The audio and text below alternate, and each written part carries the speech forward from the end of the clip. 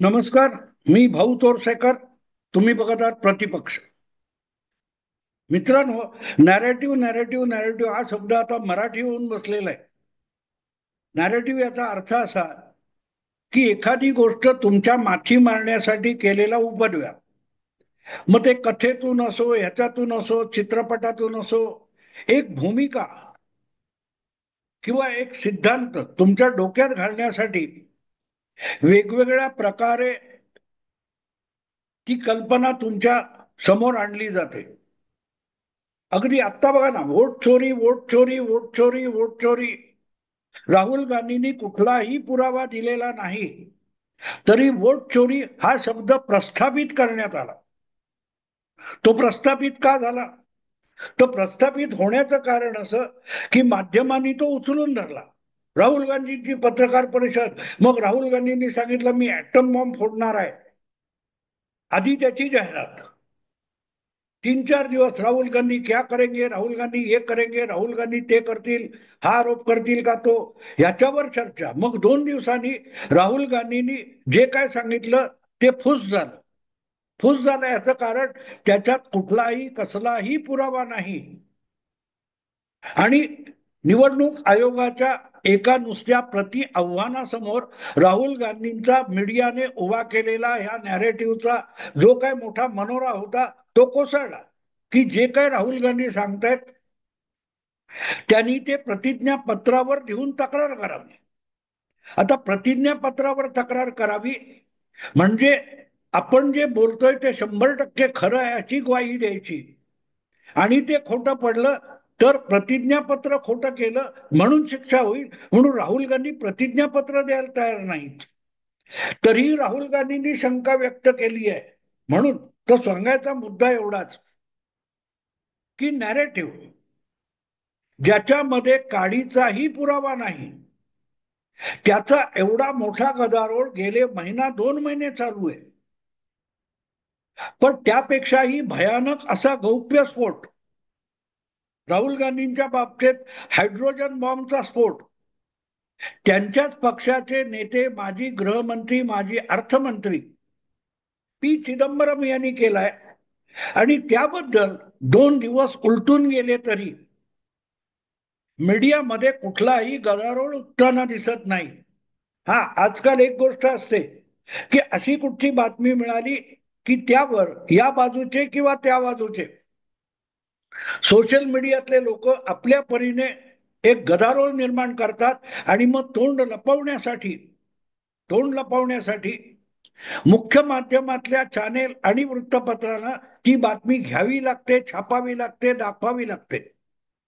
आणि म्हणूनच पी चिदंबरम यांनी कितीही मोठा हायड्रोजन बॉम्ब फोडलेला असला तरी त्यावर मीडियामध्ये तेवढी बवाल वगैरे करणारी चर्चा होताना दिसत नाही. तुम्हाला माहिती आहे, अगदी अलीकडे राहुल गांधींनी नरेंद्र सरेंडर असं एक वक्तव्य केलं होतं. ऑपरेशन सिंदूरच्या निमित्ताने जेव्हा तुमच्या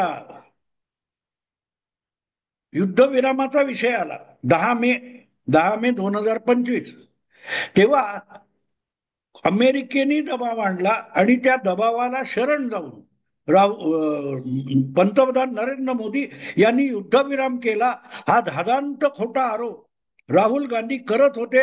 आणि एका कुठच्या तरी भाषणात त्यांनी अगदी ऍक्शन करून सांगितलं, नरेंद्र तू ये कर रहा है वो सही नहीं है, नरेंद्र ने सरेंडर किया.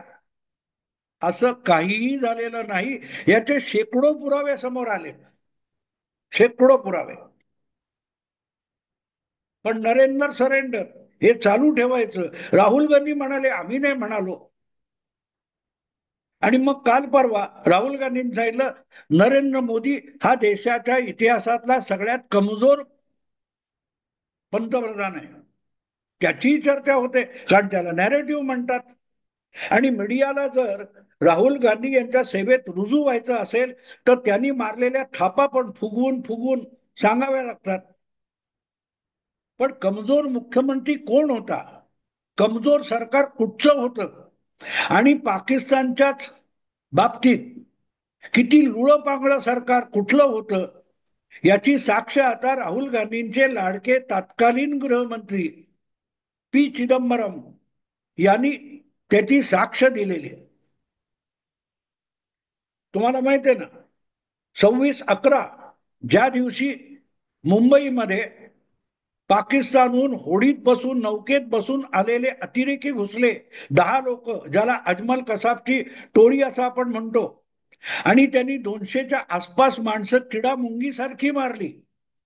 आणि ती मरत असताना शरद पवारांच्या पक्षाचे महाराष्ट्राचे गृहमंत्री म्हणाले होते, बडे बडे शहर में छोटा छोटा कुछ हो जाता है. आठवतं तुम्हाला ती घटना?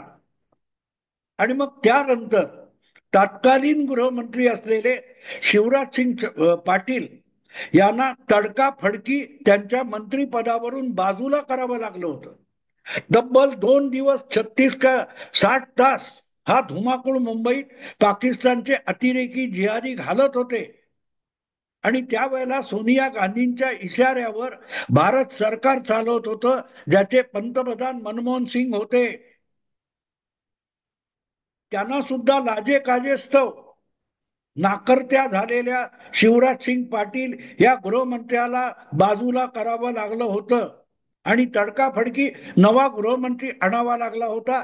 त्या गृहमंत्र्याचं नाव पी चिदंबरम होतं. प्रत्यक्ष हल्ला झाला तेव्हा चिदंबरम हे देशाचे अर्थमंत्री होते. आणि या सगळ्या घटनेबद्दल पहिल्यांदा त्यांनी तोंड उघडले जवळजवळ 18 वर्षानंतर. मेघा प्रसाद या एबीपी नेटवर्कच्या एका संपादिकेने किंवा रिपोर्टरने, अँकरने पी चिदंबरम यांची एक प्रदीर्घ मुलाखत घेतली आहे. आणि त्या मुलाखतीमध्ये 26/11 विषयी तिने काही प्रश्न विचारलेले. आणि त्यामध्ये आपली इच्छा होती आपली इच्छा होती की पाकिस्तानला चांगला धडा शिकवावा. आणि फक्त आपली इच्छा नव्हती, तत्कालीन पंतप्रधानांचे सुरक्षा सल्लागार शंकर मेनन म्हणून होते, त्यांची सुद्धा इच्छा होती, त्यांनी सुद्धा सल्ला दिला होता की पाकिस्तानच्या विरोधात लष्करी कारवाई करून पाकिस्तानला धडा शिकवला पाहिजे. पण इतक्यात इतक्यात म्हणजे चिदंबरम गृहमंत्री झाले आणि त्याच्या 24 तासात अमेरिकेच्या परराष्ट्र मंत्री कोंडोलिसा राईस या दिल्लीत येऊन दाखल झाल्या. आणि त्यांनी दम भरला युपीए सरकारला. राहुल गांधींच्या आईचं लाडकं सरकार जे होतं युपीए सरकार, त्याच्या पंतप्रधानाला अमेरिकेच्या परराष्ट्र मंत्र्यांनी भारतात येऊन दम भरला की तुम्ही असं काहीही करणार नाही, कुठच्याही परिस्थितीत पाकिस्तानला लष्करी प्रतिक्रिया तुम्ही द्यायची नाही. आणि विषय बारगळ किंवा कमजोर सरकार कोण होतं? नरेंद्र सरेंडर म्हणणारे जे राहुल गांधी होते, त्यांची आई आणि त्यांचे लाडके प्रधानमंत्री आणि गृहमंत्री हे सगळे घाबरलेले होते. आणि अमेरिकेच्या दबावाखाली आपली कमजोरी त्यांनी दाखवली. हा एवढा मोठा गौप्यस्फोट आहे की मुंबईत येऊन, भारतात येऊन, गजबजलेल्या शहरात येऊन पाकिस्तानचे 10 जिहादी धुमाकूळ घालतात, 3 बड्या पोलीस अधिकाऱ्यांच्या हत्याकांड करतात. आणि भारत सरकार, काँग्रेस सरकार, काँग्रेसचे पंतप्रधान हात सोडत बसतात, कारण अमेरिकेने डोळे वटारलेले आहेत. काही करायचं नाही, चुपचाप बसायचं, हाताची घडी तोंडावर बोट. आणि त्यावेळेला त्या काँग्रेसचे खासदार असलेले आणि नेते असलेले राहुल गांधी नरेंद्र मोदींना कमजोर पंतप्रधान म्हणतात. ज्यांनी उरी नंतर सर्जिकल स्ट्राईक केला, ज्यांनी पुलवामा नंतर एअर स्ट्राईक केला, त्या एअर स्ट्राईकचे पुरावे हे मागत होते राहुल गांधी. त्या सर्जिकल स्ट्राईकचे पुरावे मागत होते. आता सुद्धा आपली राफेल किती पडली म्हणून खुशी देऊन राहुल गांधी परत परत विचारत होते ऑपरेशन सिंदूर नंतर. त्याचं कौतुक मीडियामध्ये खूप आहे आणि त्याला नॅरेटिव्ह म्हणतात. राहुल गांधींची खुळचट भूमिका, वेडगळ भूमिका सुद्धा सत्य आहे असं सांगून लोकांच्या माथी मारण्याचा प्रयत्न असतो. त्याला जेव्हा ही इकोसिस्टीमची मीडिया साथ देते तेव्हा तो नॅरेटिव्ह बनतो.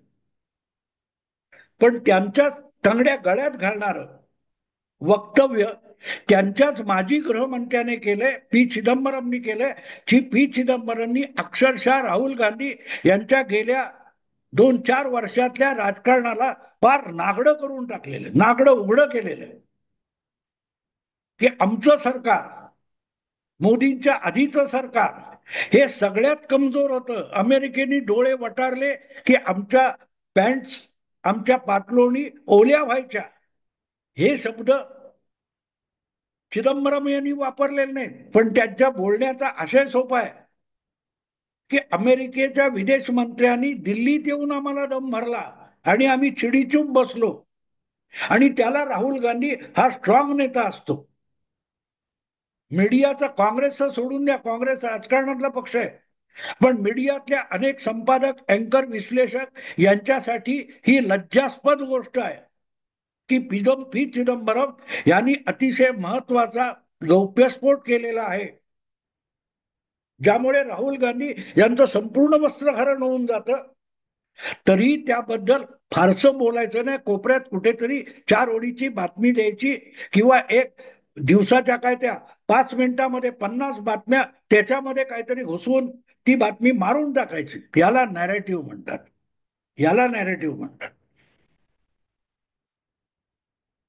कारण तुम्हाला खुळचट असलेला राहुल गांधी सुद्धा अत्यंत स्ट्रॉंग नेता आहे म्हणून दाखवायचे आणि पाकिस्तानचं कंबरडं मोडून टाकणारा पंतप्रधान कमजोर दाखवायचा आहे आणि त्याचा नॅरेटिव्ह बनवायचा आहे.